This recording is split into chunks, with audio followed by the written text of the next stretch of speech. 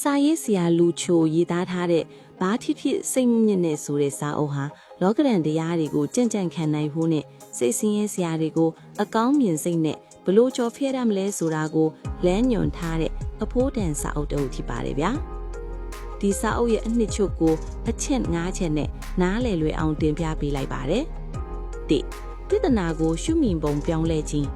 လောကမှာပြဿနာမရှိတဲ့သူဆိုတာမရှိပါဘူးဒါပေမဲ့အဲ့ဒီပြဿနာကကိုယ့်ကိုစိတ်ညစ်စေတာမဟုတ်ဘဲအဲ့ဒီပြဿနာအပေါ်ကိုထားတဲ့အမြင်ကသာကိုယ့်ကိုစိတ်ညစ်စေတာဖြစ်ပါတယ်။ဘာဖြစ်ဖြစ်စိတ်မညစ်နဲ့ဆိုတာဟာဘာမှမလုပ်ဖဲနေခိုင်းတာမဟုတ်ဘဲဖြစ်လာတဲ့အခြေအနေကိုတည်ငြိမ်စွာလက်ခံပြီးအပြေရှာဟုတ်ပြောတာဖြစ်ပါတယ်။နှစ်အတိတ်နဲ့အနာဂတ်ကြားမှာမျက်မှောက်ကိုတန်ဖိုးထားခြင်းလူတွေစိတ်ညစ်ရတဲ့အဓိကအကြောင်းရင်းကတော့ပြီးခဲ့တဲ့အမှားတွေအတွက်နောင်နာရနေတာအတိတ်နဲ့မဖြစ်သေးတဲ့အရာတွေအတွက်စိုးရိမ်နေတာအနာဂတ်ကြောင့်ပါစာရေးဆရာကမျက်မှောက်ကာလမှာအကောင်းဆုံးရှင်သန်နေထိုင်ခြင်းဖြင့်စိတ်ညစ်စရာတွေကိုရှော့ချဖို့လမ်းညွှန်ထားပါတယ်၃ကိုပြုပြင်ခြင်းလောကကြီးနဲ့တခြားသူတွေကိုလိုက်ပြောင်းလဲဖို့ကြိုးစားတာဟာစိတ်ပင်ပန်းရုံပဲအဖတ်တင်ပါတယ်